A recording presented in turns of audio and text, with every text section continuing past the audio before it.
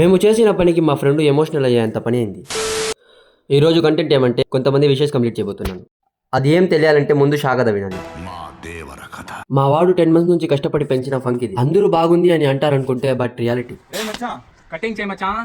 అయిరా తమ్ముడు కటింగ్ చేయనా? మా డబ్బులు కటింగ్ చేయి. కటింగ్ హెయిర్ కట్ చేయి. కచ్చాయ్.